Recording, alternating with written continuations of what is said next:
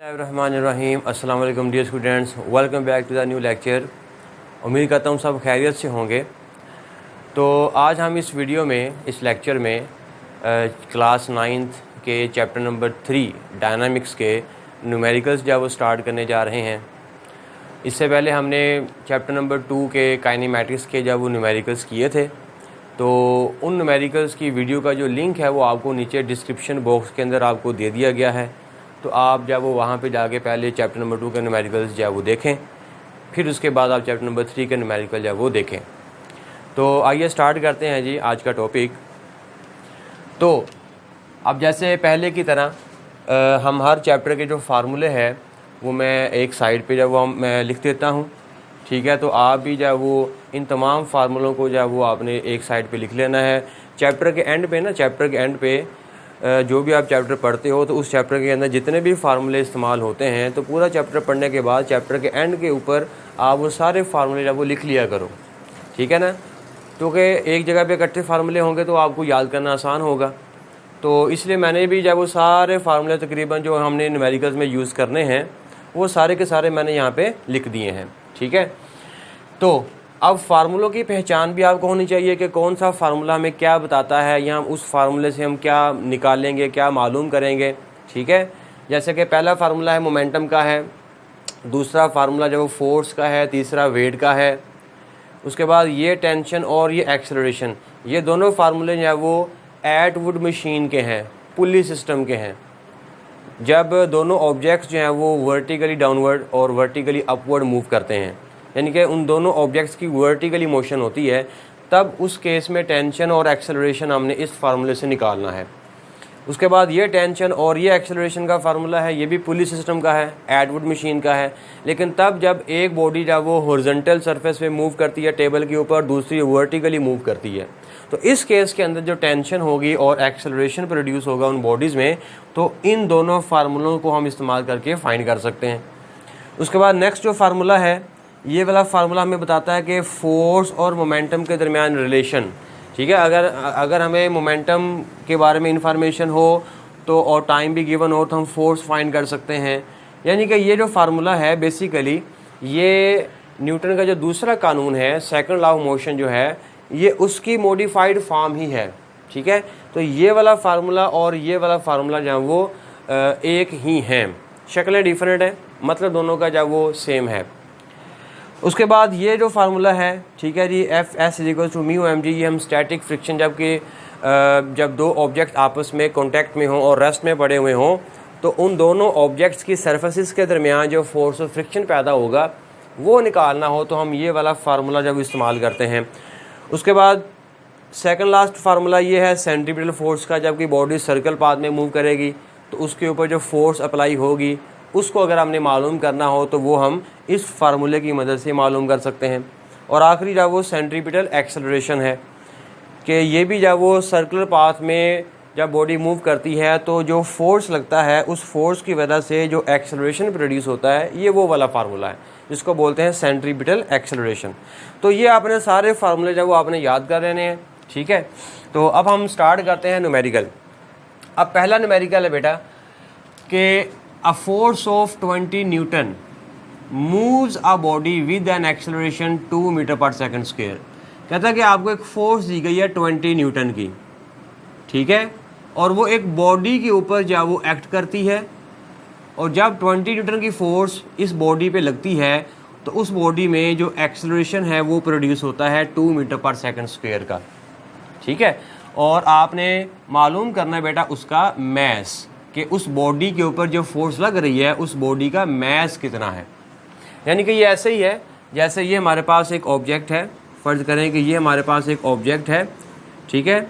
इसके ऊपर आपने फोर्स अप्लाई की, फोर्स आपने अप्लाई की 20 न्यूटन, और इस बॉडी में एक्सेलरेशन प्रोड्यूस होगा, और वो एक्सेलरेशन भी आपको दिया गया है 2 मीटर पर सेकंड स्क्वायर। मालूम करना है इस बॉडी का मैस कितना है, ठीक है। बड़ा सिंपल क्वेश्चन है।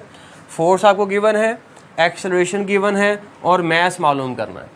तो पहला डाटा निकालते हैं। तो डाटा में हमें एक फोर्स दी गई है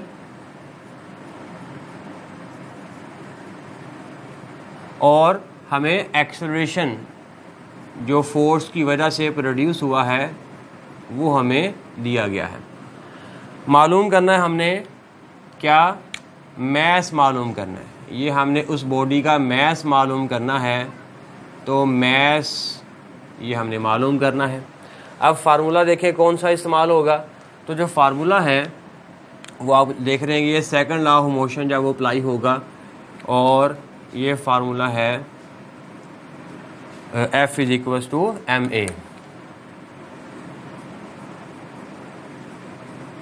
अब इस फार्मूले को इस्तेमाल करते हुए हमने मैस मालूम करना है, तो इसको ज़रा रीअरेंज कर लें। तो ये जो एक्सेलरेशन है ये इधर क्या हो जाएगा, डिवाइड हो जाएगा। तो बेटा मैस बराबर होगा फोर्स ओवर एक्सेलरेशन, ठीक है। तो यहाँ से फोर्स और एक्सेलरेशन की वैल्यू पुट कर दो। तो फोर्स कितनी गिवन है, 20 न्यूटन, ओवर एक्सेलरेशन कितना गिवन है, 2। तो ये हमारे पास कितना आ जाएगा, 10, ठीक है जी। तो ये 10 मैस है, तो मैस का यूनिट क्या होगा, किलोग्राम। सो मैस बराबर होगा 10 किलोग्राम। So this is our required answer. Okay, उसके बाद न्यूमेरिकल नंबर 2 करते हैं। न्यूमेरिकल नंबर 2 है the weight of body 147 newton. एक बॉडी है जिसका वेट आपको दिया गया है, and what is its mass, mass मालूम करना है। बिल्कुल, फ़र्ज़ करें कि ये बॉडी है, इसका आपको अब वेट दिया गया है, ठीक है। तो अगर वेट दिया गया हो तो इसका मैस कितना होगा। बड़ा सिंपल क्वेश्चन है। तो पहले आप लिख लें कि डाटा में गिवन क्या है। हमें डाटा में उसका, उस बॉडी का वेट गिवन है 147। तो बेटा वेट बराबर होगा 147 न्यूटन। ये हमने लिख दिया गिवन डाटा में। और इसके साथ जी की वैल्यू भी आप लिख सकते हैं। तो जी बराबर होता है 10 मीटर पर सेकंड स्क्वायर। ये आपको वो देगा तो नहीं, लेकिन आपने इसकी जो वैल्यू है वो याद रख लेनी है, बड़ी आसान है, 10 मीटर पर सेकंड स्क्वायर, ठीक है जी। तो वेट गिवन है और जी की वैल्यू ये भी अंडरस्टूड है कि गिवन ही होती है, ठीक है, अगर वो ना भी दे तो। मालूम क्या करना है जी, मालूम करना है हमने उस बॉडी का मैस कितना है। तो मैस मालूम करना है, ओके। तो अब वेट दिया गया है तो मैस मालूम करना है। तो ये वाला फार्मूला जब वेट वाला ये हम इस्तेमाल करेंगे। तो फार्मूला है हमारे पास बेटा W = mg, ठीक हो गया। अब यहाँ से मैस की वैल्यू आपने मालूम करनी है, तो g को इधर ला के डिवाइड कर दो। तो बेटा मैस किसके बराबर होगा, तो मैस बराबर होगा वेट ओवर g। तो वेट हमारे पास है 147 ओवर g की वैल्यू 10। इन दोनों को डिवाइड किया तो क्या आंसर आएगा, 14.7, ठीक है। अब चूँकि मैस निकालना था तो मैस का यूनिट क्या होगा, किलोग्राम। तो ये हमारे पास आ गया जी, उस बॉडी का मैस इतना होगा जिसका वेट 147 न्यूटन होगा, ठीक है जी, ओके। तो ये दो न्यूमेरिकल हो गए। अब चलते हैं जी न्यूमेरिकल नंबर 3 की तरफ। ये बड़े आसान न्यूमेरिकल है, ठीक है। ये जो पहले जो 4 न्यूमेरिकल है ना, ये पहले 4 न्यूमेरिकल, ये पहले चारों न्यूमेरिकल जो हैं वो आपको लॉन्ग क्वेश्चन में नहीं आएंगे। ये बात याद रखिएगा। ये आपको सिर्फ और सिर्फ आएंगे शॉर्ट क्वेश्चन में या MCQs में पूछे जाएंगे। ये लॉन्ग क्वेश्चन में नहीं आते। लॉन्ग क्वेश्चन में 5 के बाद शुरू होंगे, 5 से लेकर 10 तक, वो सारे लॉन्ग क्वेश्चन में आएंगे। ये जो न्यूमेरिकल हैं ये सारे आपको शॉर्ट क्वेश्चन में आएंगे, ये बात याद रखिएगा, ओके जी। न्यूमेरिकल नंबर 3 करते हैं। How much force is needed, कहता है कि कितनी फोर्स चाहिए, कितनी फोर्स की ज़रूरत होगी, किसके लिए, टू प्रिवेंट, बचाने के लिए, किसको, अ बॉडी ऑफ मैस 10 किलोग्राम, कि एक 10 किलोग्राम की बॉडी है, एक 10 किलोग्राम की बॉडी है, उसको आपने प्रिवेंट करना है, उसको आपने बचाना है। कि कहाँ से बचाना है, फ्रॉम फॉलिंग, उसको गिरने से बचाना है, ठीक है। यानी कि फ़र्ज़ करें कि ये हमारे पास एक बॉडी है, ये ऐसे नीचे फॉल कर रही है। अब आपने इसको नीचे गिरने से बचाना है, तो कैसे बचाएंगे, सोचें। यस, आप इसको इसके अपोजिट ऊपर की तरफ फोर्स लगाओगे, अपोजिट टू द मोशन, ये मोशन नीचे की तरफ कर रही है, तो अगर आपने इसको रोकना है तो इसके मोशन के अपोजिट फोर्स लगानी पड़ेगी। ठीक है, अब हमने वो फोर्स ही बेसिकली मालूम करनी है कि वो फोर्स जो इसको नीचे गिरने से बचाने वाली जो फोर्स है, जो कि अपवर्ड डायरेक्शन में लगेगी, वो फोर्स जो है वो कितनी होगी, वो फोर्स हमने मालूम करनी है। ओके, तो पहले हम डाटा लिखते हैं कि हमें दिया हुआ है सिर्फ मैस ऑफ द बॉडी जो कि बराबर है 10 किलोग्राम। साथ में जी की वैल्यू भी लिख दें, जी is equals to 10 metre per second square, क्योंकि जब भी कोई बॉडी फ्रीली फॉल करती है या हम उसको ऊपर फेंकते हैं तो जी इन्वॉल्व होता ही होता है, इसलिए अब जी की वैल्यू भी जब वो साथ में मेंशन कर दें तो बेहतर होगा। ओके, अब हमने मालूम करना है वो फोर्स, कि वो फोर्स कितनी होगी कि हम इसको नीचे गिरने से बचा पाएंगे। अब इसको ज़रा गौर से देखिएगा न्यूमेरिकल को। अब देखिए, फ़र्ज़ करें कि ये हमारे पास एक बॉडी है। ठीक है, चले मैं इसको यहाँ पे बनाता हूँ। यही बॉडी, फ़र्ज़ करें यही हमारे पास बॉडी है। अब ये क्या है, ये नीचे गिर रही है। जब भी कोई बॉडी फ्रीली फॉल करती है तो वो under the action of gravity नीचे आती है। तो under the action of gravity से मुराद कि वो अपने वेट की वजह से नीचे फॉल करती है। ठीक है, क्योंकि जब मैं इस बॉडी को ऐसे छोड़ूंगा तो ज़मीन की फोर्स ऑफ डायरेक्शन इसको क्या कर रही है, नीचे की तरफ खींच रही है। तो ज़मीन जिस फोर्स से इसको नीचे की तरफ खींच रही है वो इसका वेट ही होता है। ठीक है, तो कोई भी बॉडी जब नीचे फॉल करती है तो वो बेसिकली अपने वेट की वजह से वो नीचे मूव कर रही होती है। ठीक है, वेट भी क्या है, वेट एक फोर्स का नाम है। मतलब इसको कोई ना कोई फोर्स है जो कि वेट की फोर्स होती है, वो उस फोर्स की वजह से नीचे की तरफ आ रही होती है। अब हमने इसको बचाना है नीचे गिरने से, तो मुझे बताएं कि जिस डायरेक्शन में ये वेट एक्ट कर रहा है मुझे उस तरफ फोर्स लगानी पड़ेगी कि उसके अपोजिट फोर्स लगानी पड़ेगी। यस, मुझे उसके अपोजिट फोर्स लगानी पड़ेगी। तो ये फोर्स मैंने लगाई इसके अपोजिट, ये फोर्स मुझे मालूम करनी है कि ये फोर्स कितनी है। तो आप सोचें ज़रा कि ये फोर्स कितनी होनी चाहिए, तो आंसर है ये वाली फोर्स इस वेट के बराबर होनी चाहिए। ठीक है, तब ही ये बॉडी जब वो नीचे गिरने से बच सकेगी। ये ऐसे ही है ना, जैसे फॉर एग्जांपल मैं इसको मज़ीद क्लियर करता हूँ कि जैसे ये हमारे पास एक टेबल पड़ा हुआ है यहाँ पर, या कुर्सी है या कोई भी ऑब्जेक्ट है, एक आदमी इसको इधर खींच रहा है। ठीक है, एक आदमी इसको इधर खींच रहा है F1 फोर्स लगाकर। अब हम चाहते हैं कि ये टेबल अपनी जगह से ना खिसके, तो क्या होगा, तो हम इसके अपोजिट फोर्स लगानी पड़ेगी इस तरफ। कितनी फोर्स लगानी पड़ेगी, जितनी F1 फोर्स है उतनी ही फोर्स हमें इसके दूसरी तरफ लगानी पड़ेगी, तब ही ये बॉडी जब वो रुक जाएगी, इधर नहीं जा पाएगी।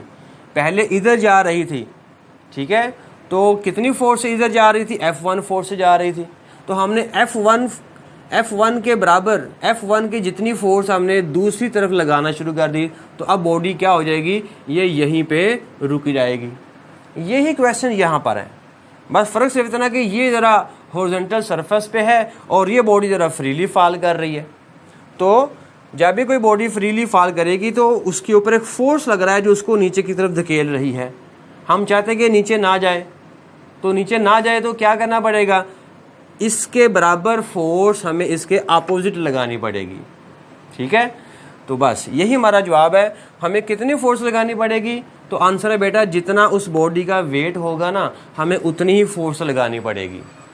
ठीक है, ओके। हम तो फार्मूला कौन सा लगेगा, तो फार्मूला भी बेसिकली यही लगेगा, वेट का फार्मूला।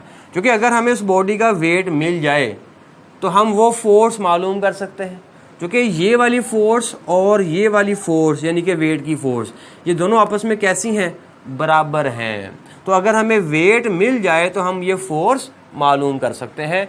तो बेसिकली हमने वेट ही मालूम करना है उस बॉडी का, और अगर हमें वेट मालूम हो जाए तो हम वो फोर्स मालूम कर लेंगे। तो अब फार्मूला हम कौन सा इस्तेमाल करेंगे, वेट का फार्मूला इस्तेमाल करेंगे। तो वेट का फार्मूला हमारे पास होता है बेटा W = mg। ठीक है, तो अब ये जो फार्मूला है वेट निकालेंगे, तो वेट जब निकल आएगा तो बेसिकली यही हमारी क्या बन जाएगी, वो फोर्स ही बन जाएगी। ठीक है, इसको बल्कि यूँ लिखना चाहिए हमें, मैं इसको कुछ थोड़ा सा रीअरेंज कर देता हूँ। इसको आप ऐसे लिख दें कि हम जो वेट मालूम करने जा रहे हैं, वो बेसिकली इक्वल है किस चीज़ के, उस फोर्स के। ठीक है, उस फोर्स के इक्वल है जो इसको नीचे गिरने से बचा रही है। तो अब वेट का फार्मूला हमारे पास क्या होता है, वेट का फार्मूला होता है mg। ठीक हो गया यहाँ तक? ओके, अब जस्ट इसमें वैल्यू पुट कर दें। Mass of the body given है, force is equals to mass बराबर है 10 और g बराबर है वो भी 10 है। तो फोर्स किसके बराबर आ जाएगी बेटा, 100 न्यूटन के। फोर्स का यूनिट क्या होगा, न्यूटन। तो इतनी फोर्स है, 100 न्यूटन की फोर्स है, तो 100 न्यूटन की फोर्स जो है वो हमें लगानी पड़ेगी ताकि ये बॉडी नीचे गिरने से बच सके। तो बेसिकली 100 न्यूटन उसका वेट ही है। ठीक है, तो उसका वेट भी 100 न्यूटन है, तो उसके वेट के बराबर हमें फोर्स लगानी पड़ेगी, और वो भी कितनी होगी, 100 न्यूटन होगी। ठीक है जी, सो आई होप कि आपको क्वेश्चन समझ आ गया होगा। ओके, नेक्स्ट मूव करते हैं जी बेटा न्यूमेरिकल नंबर 4। अब न्यूमेरिकल नंबर 4 देखें कि फाइंड द एक्सेलरेशन। लो जी, पहली बात हमने क्या मालूम करना है, एक्सेलरेशन हमने मालूम करना है। तो मैं यहाँ पे लिख देता हूँ डाटा में, सॉरी फाइंड में, ये टू फाइंड करना है। ठीक है, ये फाइंड करना है एक्सेलरेशन। ओके, गिवन क्या है, produced by a force of 100 Newton. 100 Newton की आपको फोर्स दी गई है, तो फोर्स बेटा है 100 न्यूटन। ठीक है, और क्या गिवन है, इन अ मैस ऑफ 50 किलोग्राम। मैस आपको गिवन है 50 किलोग्राम। यानी कि हमारे पास फ़र्ज़ करें कि ये हमारे पास एक बॉडी है, यहाँ फ़र्ज़ करें यही बॉडी लगा लें कि ये हमारे पास एक बॉडी जिसका मैस आपको दिया हुआ है 50 किलोग्राम। ठीक है, इसके ऊपर फोर्स लग रही है कितनी, 100 न्यूटन की फोर्स लग रही है। तो मालूम करना है कि इस बॉडी में एक्सेलरेशन कितना प्रोड्यूस होगा। ये बिल्कुल वैसा ही न्यूमेरिकल है जैसे हमने ये पहले वाला किया था।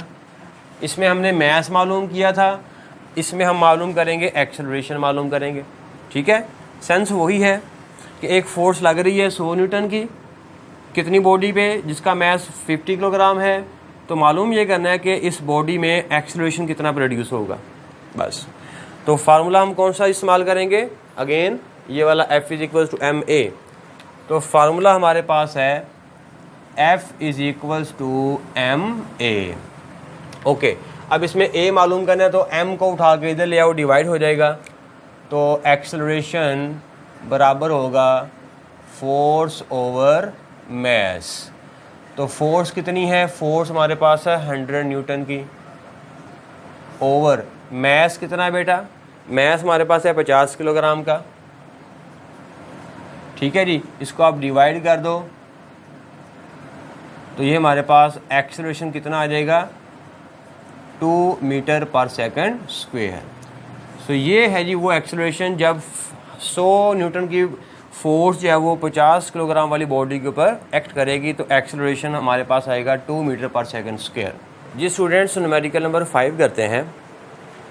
न्यूमेरिकल नंबर 5 की स्टेटमेंट है, a body has wait 20 Newton. एक बॉडी है जिसका वेट आपको दिया है 20 न्यूटन है। ठीक है, how much force is required to move it vertically upward. कितनी फोर्स चाहिए उस बॉडी को वर्टिकली अपवर्ड मूव करवाने के लिए, with an acceleration of 2 metre per second square, कि उस बॉडी में 2 मीटर पर सेकंड स्क्वायर का एक्सेलरेशन भी प्रोड्यूस हो। तो बताओ कितनी फोर्स लगानी पड़ेगी उस बॉडी को ऊपर मूव करवाने के लिए। अब ये जो न्यूमेरिकल है इसको बड़े आपने ध्यान से इसको समझना है। इसमें थोड़ा सा एक ट्रिकी पॉइंट भी मौजूद है ठीक है, एक सेंसिटिव पॉइंट मौजूद है। अब उस पॉइंट को पहले हम क्लियर करते हैं। अब इसने बोला है उसको वर्टिकली अपवर्ड मूव करवाना है। तो बेटा वर्टिकली अपवर्ड जब हम किसी बॉडी को मूव करवाते हैं तो दो तरह से मूव करवा सकते हैं, ठीक है। एक यूनिफॉर्म मोशन से, यूनिफॉर्म मोशन करते हुए हम किसी बॉडी को ऊपर मूव करवा सकते हैं, या नॉन यूनिफॉर्म मोशन करवाकर ऊपर की तरफ मूव करवा सकते हैं, ठीक है। ऐसे स्मूथली जो है वो ऐसे मूव करवा सकते हैं, ये होगा यूनिफॉर्म मोशन।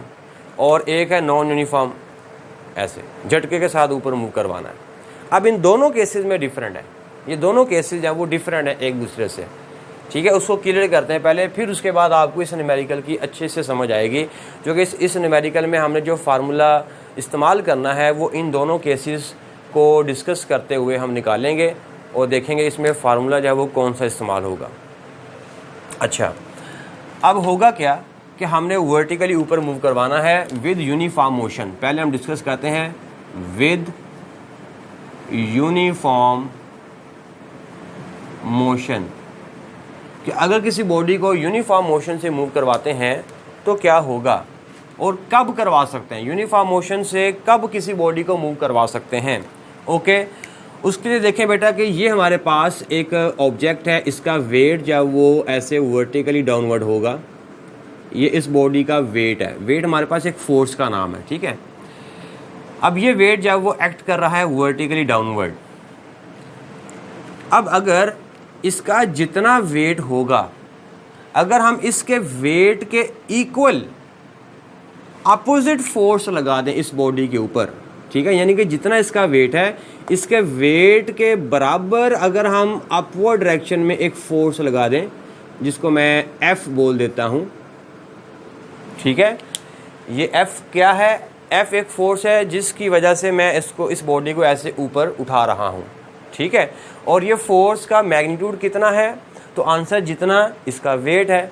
फ़र्ज़ करो इसका वेट 1 न्यूटन है तो ये फोर्स भी कितनी होगी, 1 न्यूटन होगी। अगर ये वेट जब वो 20 न्यूटन है, ये फोर्स भी कितनी होगी, 20 न्यूटन होगी। अगर ये फोर्स 15 न्यूटन है तो ये भी कितनी होगी, 15 न्यूटन होगी। यानी कि ये फोर्स का मैग्नीट्यूड वेट के इक्वल ही है, जितना वेट है उतनी मैंने फोर्स ऊपर की तरफ लगा दी है, ठीक है। जब इस तरह का केस होगा कि हम उस बॉडी के ऊपर फोर्स उतनी ही लगा रहे होंगे जितना उस बॉडी का वेट होगा, तो बॉडी जिस मोशन के साथ ऊपर की तरफ मूव कर रही होगी वो मोशन कहलाएगी उसकी यूनिफॉर्म मोशन, ठीक है। और यूनिफॉर्म मोशन के अंदर उस बॉडी का जो एक्सेलरेशन है वो ज़ीरो होता है। कैसे ज़ीरो होता है, देखें, इनका आप नेट फोर्स निकालो। नेट फोर्स कैसे निकालते हो, एक ही बॉडी के ऊपर जब दो अपोजिट फोर्सेस लग रही हों और सेम मैग्नीट्यूड की हों तो उनका नेट फोर्स कैसे निकाला जाता है, डिफरेंस लेकर, ठीक है। तो यहाँ से बेटा जो F नेट है, F नेट किसके बराबर होगा, क्योंकि ये दोनों फोर्सेस इक्वल इन मैग्नीट्यूड हैं और अपोजिट इन डायरेक्शन है, इसलिए इनका नेट जो है वो डिफरेंस लेकर आएगा।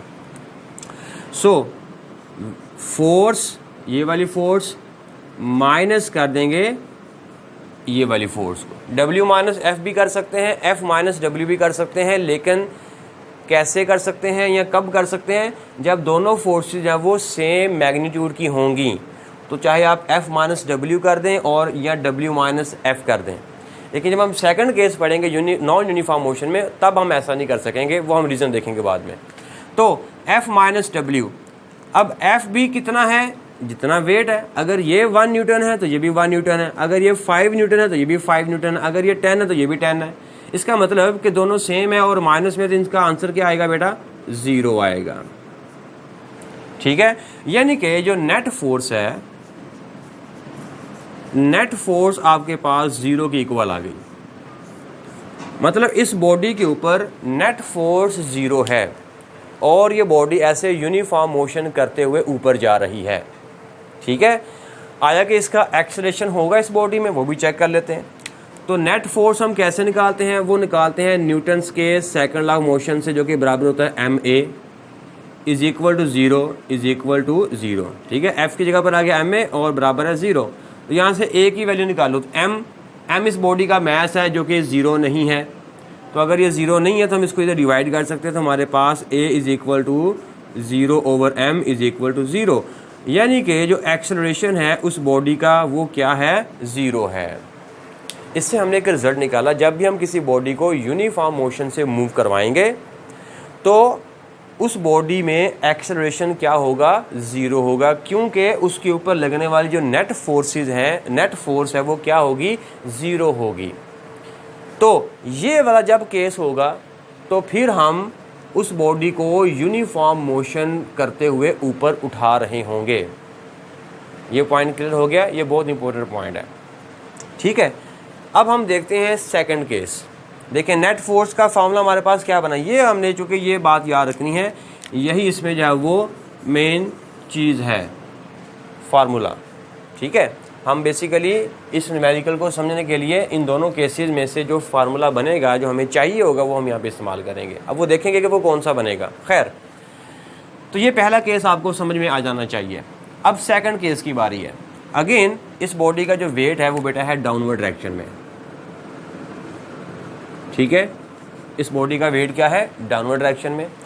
अब मैं इसको भी मैंने ऊपर मूव करवाना है विद आ फोर्स, और वो फोर्स हमारे पास है F। मैं इस फोर्स को चले मैं F प्राइम कह देता हूँ। ठीक है, F प्राइम कह देता हूँ, कोई नाम देना, मैंने नाम दे दिया F प्राइम, आप भी कोई नाम दे दो, आप अपना नाम रख लो, पहला सुफियान रख लो, अमजद रख लो, अली रख लो, आयशा रख लो, जो मर्जी रख लो यहाँ पे। खैर, तो F प्राइम वो फोर्स है जिस फोर्स से मैं इसको ऊपर की तरफ उठा रहा हूँ, लेकिन अब यूनिफॉर्म से नहीं बल्कि नॉन यूनिफॉर्म से, एक झटके के साथ ऐसे ऊपर की। जैसे आप लिफ्ट में बैठे हों, लिफ्ट अभी रुकी हुई है, ठीक है, और लिफ्ट जब अचानक से ऊपर स्टार्ट होती है, ऊपर की तरफ जब वो जाती है तो अचानक से एक झटका सा लगता है, वो लम्हा, ये वो लम्हा है।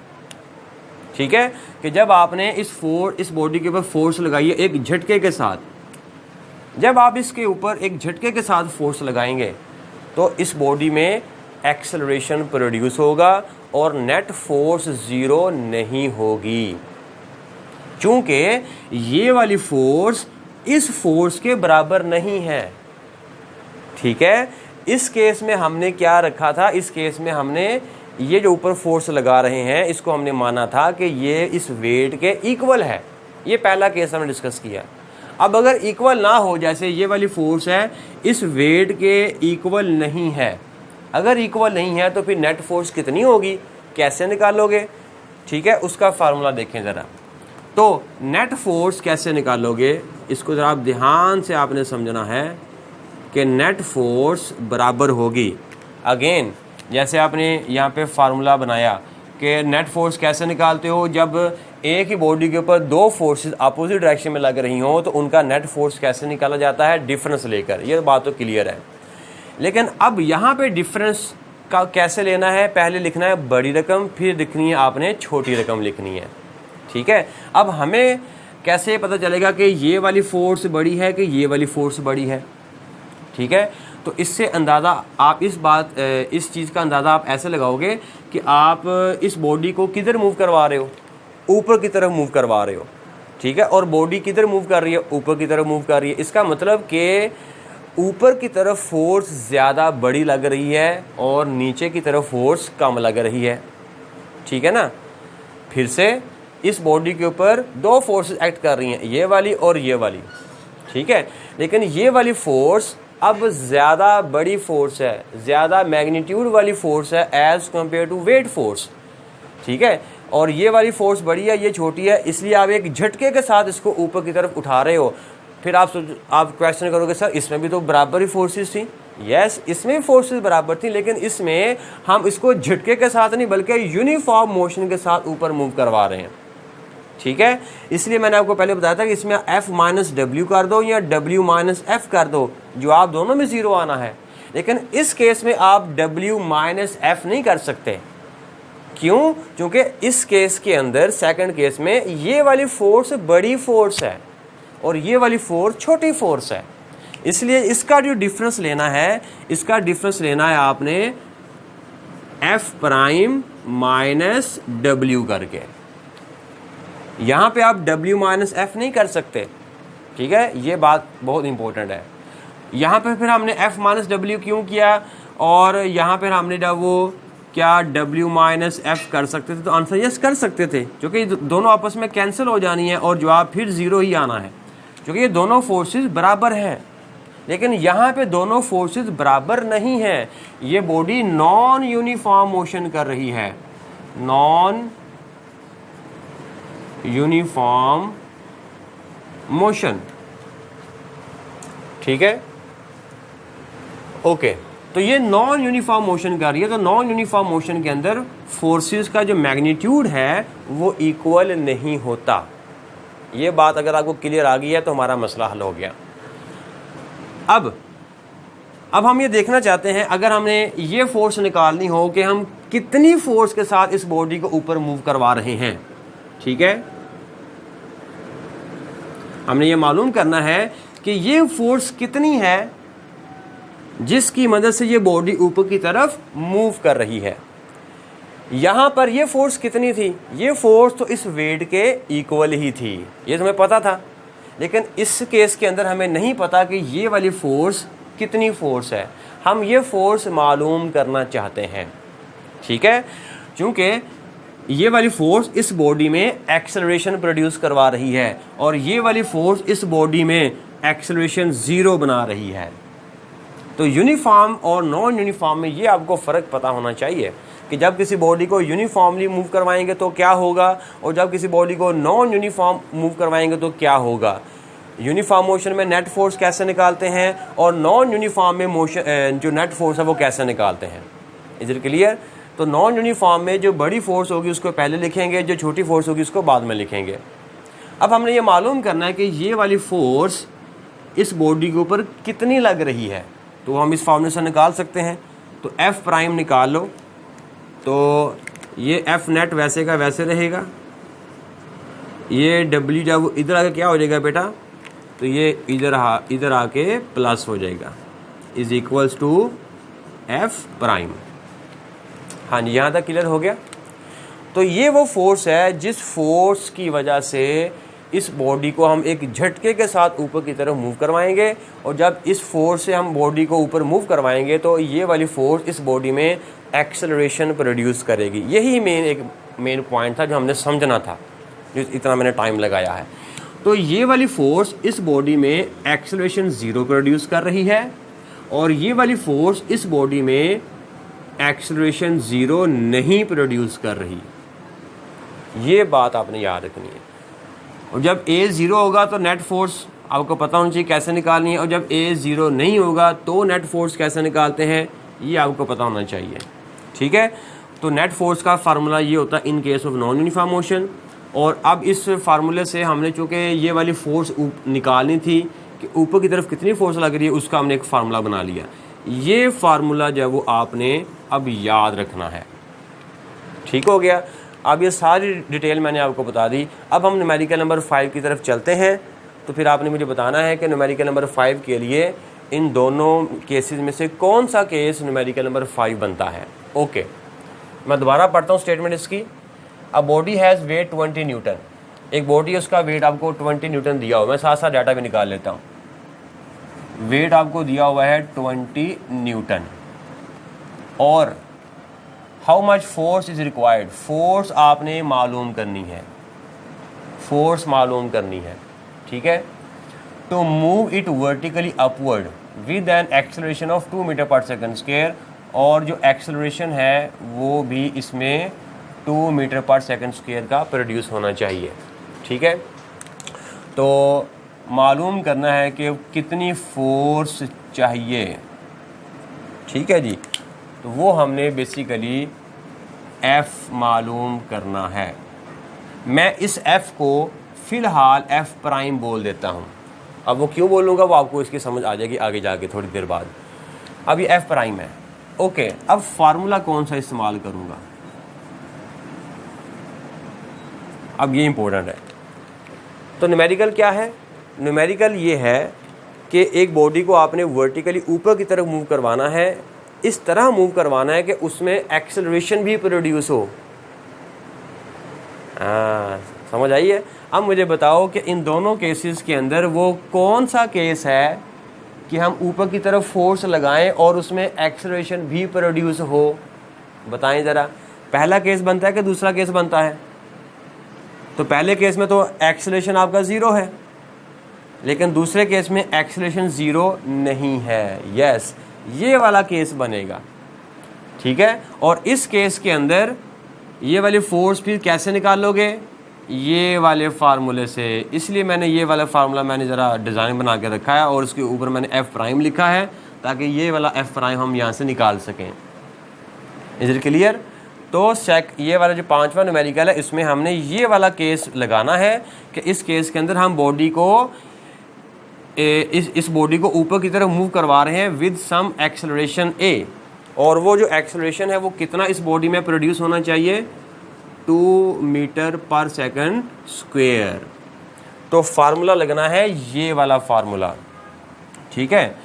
तो फार्मूला हमारे पास है कि F prime is equals to F net plus W, F net plus W. हाँ जी, ये पॉइंट क्लियर हो गया। एक और इम्पोर्टेंट बात जो इनमें से मुझे याद आ गई है, जब ये वाला केस होगा, ठीक है, तो इस केस में आपने जो फोर्स है ऊपर की तरफ उठाने के लिए कितनी लगाई थी? तो आंसर है जितना उस बॉडी का वेट था, ठीक है। तो अगर आपने यूनिफॉर्म मोशन करवानी है तो बॉडी के वेट के इक्वल फोर्स ऊपर की तरफ लगानी पड़ेगी। लेकिन इस केस में जो फोर्स ये ऊपर हम लगा रहे होंगे, ये वाली फोर्स वेट से ज़्यादा होनी चाहिए और होती है, ठीक है। ये वाली जो फोर्स है ना एफ प्राइम, ये ग्रेटर होगी किससे? उस बॉडी के वेट से। लेकिन इस केस के अंदर क्या है? इस केस के अंदर जितना उस बॉडी का वेट है उतना ही हम फोर्स उस बॉडी के ऊपर लगाएंगे।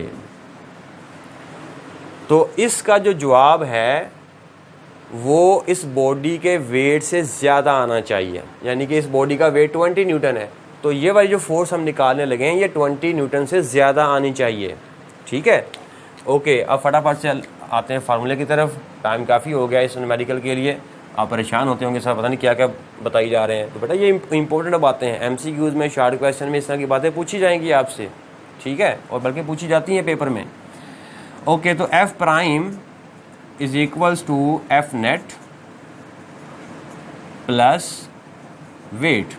तो एफ प्राइम हमने निकालना है, और ये हवा कहाँ से आ रही है?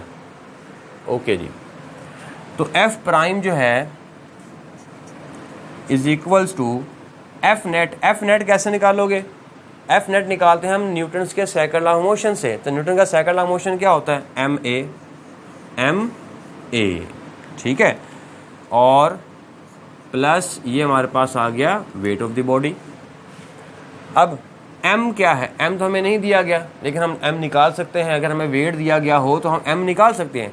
तो अगर वेट 20 न्यूटन है तो मैस कितना होगा? तो मैस निकालोगे हम m is equals to W over G वाले फार्मूले से, वेट का फार्मूला। तो w हमारे पास कितना है? 20 ओवर g हमारे पास कितना है? 10, तो ये हमारे पास आ जाएगा 2, ठीक है। तो मैस की वैल्यू हमारे पास कितनी आएगी बेटा? 2 आएगी।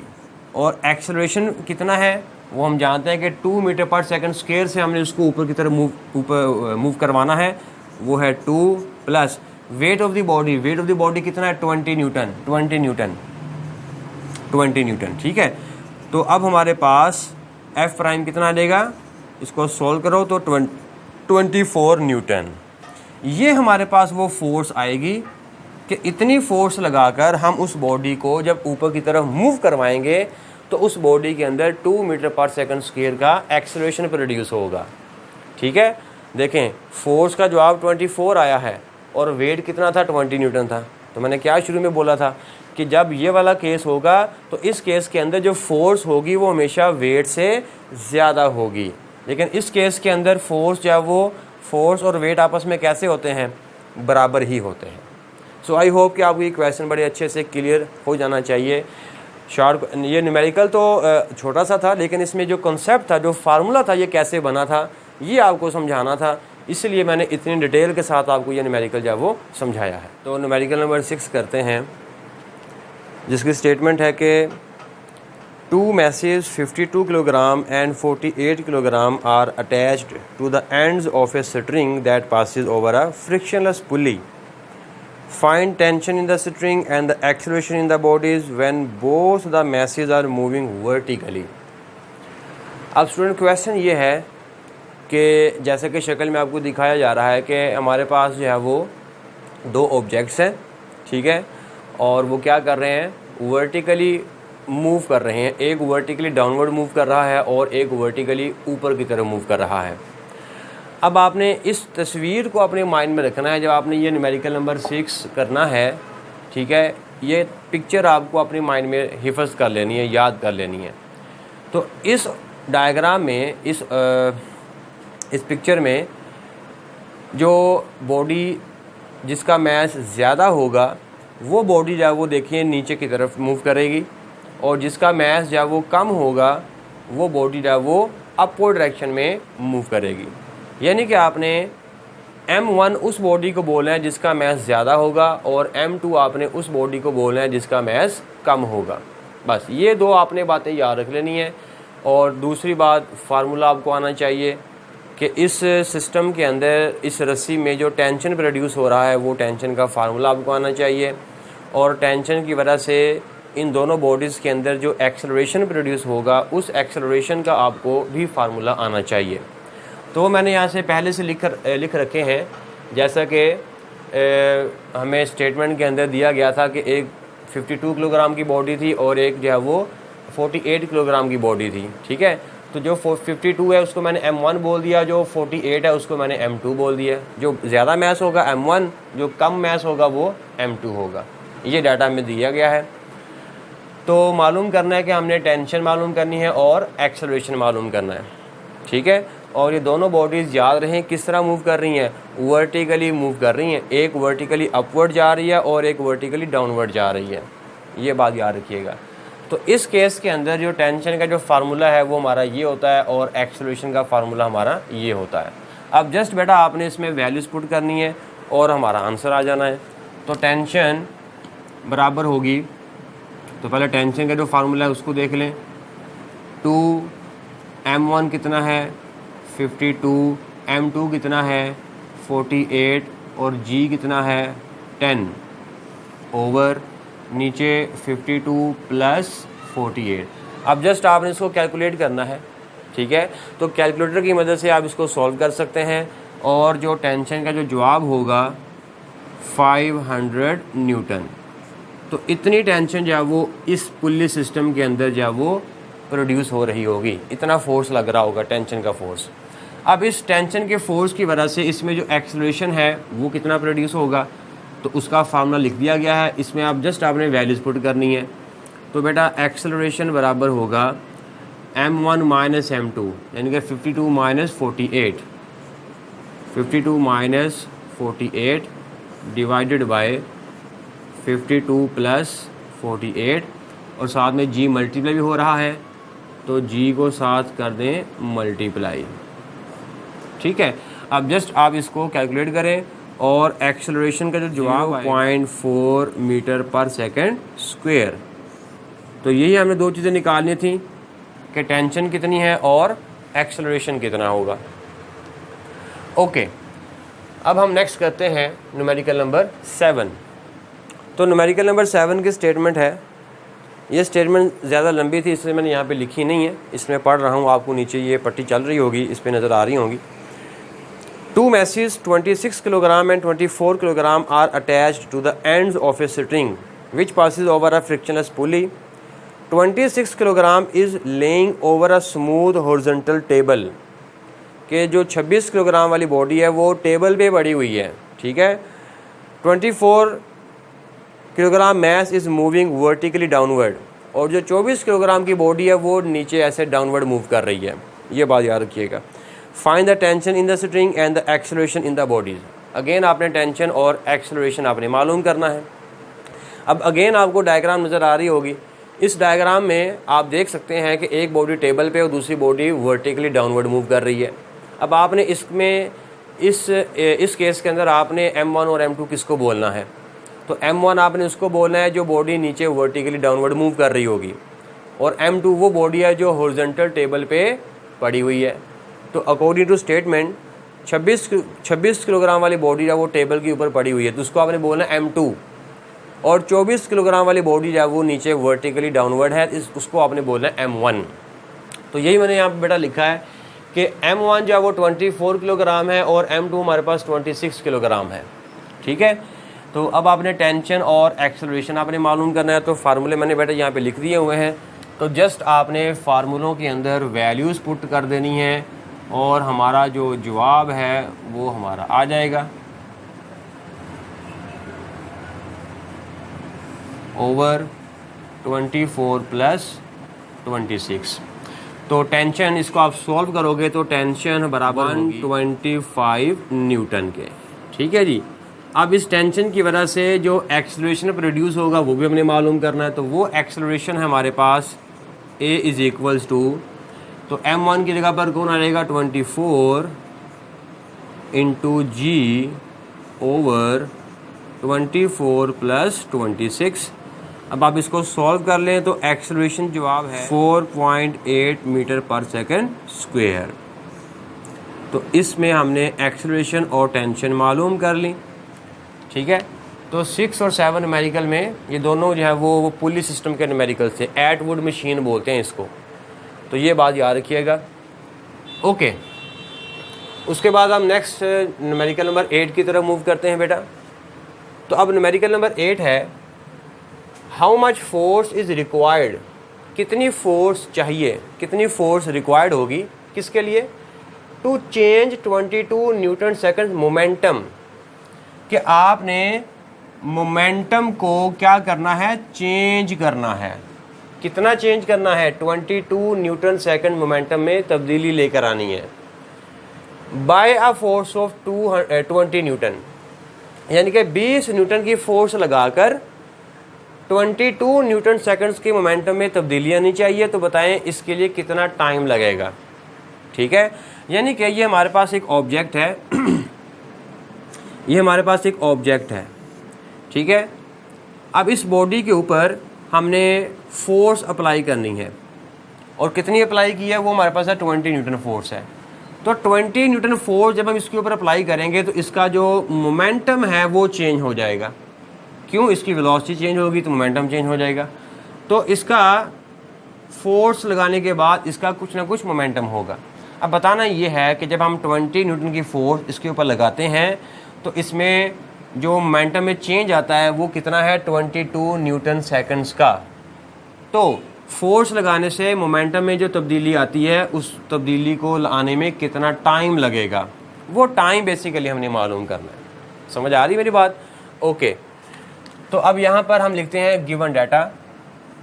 तो गिवन डाटा में बेटा हमें क्या क्या डाटा गिवन हो सकता है तो वो हम लिख लेते हैं। तो हमें एक फोर्स गिवन है जो कि 20 न्यूटन की फोर्स लग रही है उस बॉडी के ऊपर। और क्या हमें गिवन है, और हमें गिवन है मोमेंटम। सिर्फ मोमेंटम नहीं, मोमेंटम में चेंज गिवन है।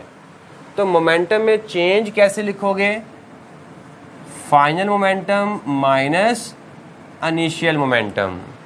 तो फाइनल माइनस इनिशियल मोमेंटम को हम कभी कभी डेल्टा पी भी लिख देते हैं, और ये हमें गिवन है, और ये कितना है 22 न्यूटन सेकंड्स। ओके, अब हमें मालूम करना है टू फाइंड आउट, फाइंड हमने क्या करना है, फाइंड करना है हमने टाइम, कितना टाइम रिक्वायर्ड होगा मोमेंटम में तब्दीली लाने के लिए। ओके, अब हम फार्मूला इस्तेमाल करते हैं। तो फार्मूला कौन सा इस्तेमाल होगा, ज़रा फटाफट से देख के बताओ। वो जो मैंने लिखे हुए हैं फार्मूले, हमें फोर्स गिवन है और मोमेंटम में तब्दीली गिवन है, यानी कि फार्मूला जो है वो लगना है जिसमें फ़ोर्स और मोमेंटम का रिलेशन पाया जा रहा हो। तो फोर्स और मोमेंटम का रिलेशन इस फार्मूले में पाया जा रहा है, तो ये वाला फार्मूला हम इस्तेमाल करेंगे। तो बेटा फार्मूला हमारे पास है, क्या है कि F is equals to delta P over T। ठीक है, P F minus P I को मैं डेल्टा पी लिख सकता हूँ।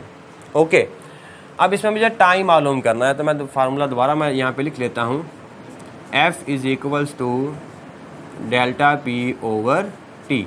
तो टाइम मालूम करना है तो टाइम को उठा के इधर ले आओ, फोर्स को उठा के इधर ले आओ, ठीक है। तो फार्मूला हमारा बन जाएगा टाइम बराबर है डेल्टा पी ओवर एफ। अब इसमें आप वैल्यूज पुट कर दें तो बेटा टाइम बराबर होगा, डेल्टा पी हमारे पास कितना है 22 ओवर फोर्स कितनी है 20, दोनों को डिवाइड करेंगे तो हमारे पास आंसर आएगा 1.1 और टाइम का यूनिट क्या होगा सेकंड्स। तो 1.1 सेकंड्स टाइम रिक्वायर्ड होगा मोमेंटम में तब्दीली लाने के लिए। हाँ जी स्टूडेंट्स, तो न्यूमेरिकल नंबर 9 करते हैं which is second last numerical of this chapter. तो स्टेटमेंट है how much is the force of friction, कितनी फोर्स ऑफ फ्रिक्शन है between a wooden block of mass 5 kilogram and marble floor, कि हमारे पास एक लकड़ी का एक बॉक्स है, ब्लॉक है और वो मार्बल फ्लोर पे पड़ा हुआ है। तो बताना ये है कि मार्बल फ्लोर और लकड़ी के ब्लॉक के दरमियान फ्रिक्शन का फोर्स कितना लगेगा। यानी कि ये ऐसा ही केस है कि जैसे अगर फ़र्ज़ करें कि ये हमारे पास एक मार्बल फ्लोर है, ठीक है जी, और इसके ऊपर ऐसे एक लकड़ी का ब्लॉक पड़ा हुआ है। तो लकड़ी का ब्लॉक और मार्बल फ्लोर यहाँ पे एक फोर्स ऑफ फ्रिक्शन होगा, यहाँ पे इन दोनों सरफेसिस के दरमियान, यानी कि जहाँ पे दोनों सरफेसिस आपस में कांटेक्ट में हैं तो वहाँ पर एक फोर्स ऑफ फ्रिक्शन प्रोड्यूस होगा, स्टैटिक फ्रिक्शन, वो हमने मालूम करना है, ठीक है। तो डाटा लिखते हैं। डाटा में हमारे पास एक तो इस ब्लॉक का जो मैस है वो हमें गिवन है और वो मैस कितना है 5 किलोग्राम, और हमें गिवन है म्यू की value, coefficient of friction between marble floor and wooden block, ठीक है। तो उनके दरमियान जो कोफिशिएंट ऑफ फ्रिक्शन है म्यू इज इक्वल टू 0.6, ये हमारे पास गिवन है, ठीक हो गया। अच्छा, अब हमने मालूम करना है टू फाइंड आउट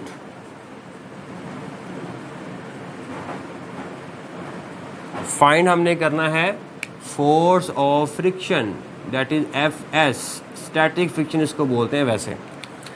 अब फार्मूला कौन सा इस्तेमाल होगा, तो फ्रिक्शन का हमने एक ही फार्मूला पढ़ा है और वो फार्मूला हमने कौन सा पढ़ा है, ये वाला, F S is equals to mu M G. तो यही फार्मूला जो है वो हम इस्तेमाल करेंगे, म्यू एम जी। अब इसमें वैल्यूज पुट कर दो, F S is equals to mu की जगह पर कौन आ जाएगा 0.6 आ जाएगा। न्यूमेरिकल आसान है, मुश्किल नहीं है, बस थोड़ा सा इसको आपने ध्यान से ज़हन में रखना है कि हमें गिवन क्या है। देखिए न्यूमेरिकल का मेन वही बात आ जाती है कि डाटा अगर आपको निकालना आ गया और आधा न्यूमेरिकल तो आपका डाटा निकालने से हल हो जाता है, क्योंकि डाटा से आपको कुछ इन्फॉर्मेशन मिल जाती है कि इसमें हमने फार्मूला जब वो कौन सा इस्तेमाल करना है, ठीक है। तो खैर म्यू की वैल्यू आपको गिवन है, मैथ्स गिवन है 5 और जी की वैल्यू आपको नहीं देगा, ये आपको याद रखनी है। तो अब बेटा इन सब को मल्टीप्लाई करोगे तो हमारे पास जो आंसर आएगा वो आएगा 30 न्यूटन। तो इतना फोर्स ऑफ फ्रिक्शन उन दोनों ऑब्जेक्ट्स के दरमियान कॉन्टैक्ट पॉइंट पे लग रहा है जी। यहाँ तक क्लियर हो गया, ओके। तो अब चलते हैं जी लास्ट न्यूमेरिकल की तरफ। लास्ट न्यूमेरिकल की स्टेटमेंट है बेटा कि how much centripetal force is needed. Centripetal force आपको चाहिए कि कितनी सेंट्रीपिटल फोर्स कहता है आपको चाहिए, किसके लिए, to make a body of mass 0.5 kilogram to move in a circle, के सर्कल में किसी बॉडी को मूव करवाना है। तो बताएं कितनी सेंट्रीपिटल फोर्स चाहिए, और उस बॉडी का मैस भी आपको दिया गया है, mass of the body 0.5 kilogram है, ऑफ रेडियस 50 सेंटीमीटर, और जिस सर्कल में आपने उस बॉडी को बेटा मूव करवाना है उस सर्कल का रेडियस भी आपको गिवन है 50 सेंटीमीटर, और जिस स्पीड से मूव करवाना है वो स्पीड भी गिवन है 3 मीटर पर सेकंड, ठीक है। यानी कि क्वेश्चन कुछ इस तरह से ही है कि ये हमारे पास एक सर्कल है और इस सर्कल के अंदर मान लीजिए हमारे पास ये एक ऑब्जेक्ट है और ये ऑब्जेक्ट जो है वो ऐसे सर्कल पाथ में मूव कर रहा है और इसके पास हमें क्या क्या गिवन है। इसकी बेटा हमें एक तो वेलोसिटी गिवन है कि वेलोसिटी है 3 मीटर पर सेकंड की, और दूसरे नंबर पे हमें इसका मास गिवन है 0.5 किलोग्राम का, और जिस सर्कल में बेटा ये मूव कर रहा है उस सर्कल का आपको रेडियस भी दिया गया है और वो है 50 सेंटीमीटर। तो बताना ये है कि इस बॉडी के ऊपर centripetal force that is FC वो कितना लग रही है। ठीक है, तो ये हमने FC मालूम करना है।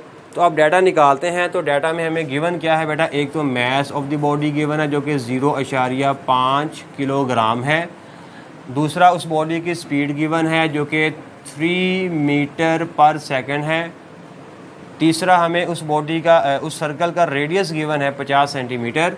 तो रेडियस हमारे पास गिवन है 50 सेंटीमीटर, लेकिन सेंटीमीटर हमने इस्तेमाल नहीं करना, हमने इस सेंटीमीटर को मीटर में कन्वर्ट करना है। तो इसलिए हम इसको मज़ीद लिख सकते हैं 50 इंटू 10 की पावर -2 मीटर। तो सेंटीमीटर को मीटर में कैसे कन्वर्ट करोगे, जस्ट सेंटी पुट कर दोगे आप उसकी जगह पे, सेंटी की वैल्यू पुट कर दोगे। अब आपने मालूम करना है बेटा टू फाइंड, क्या मालूम करना है, तो हमने मालूम करना है कि उस बॉडी के ऊपर जो सेंट्रिपेटल फोर्स है, सेंट्रीपिटल फोर्स है, सेंट्रीपिटल को कभी कभी वो सेंट्रिपेटल भी बोल देते हैं।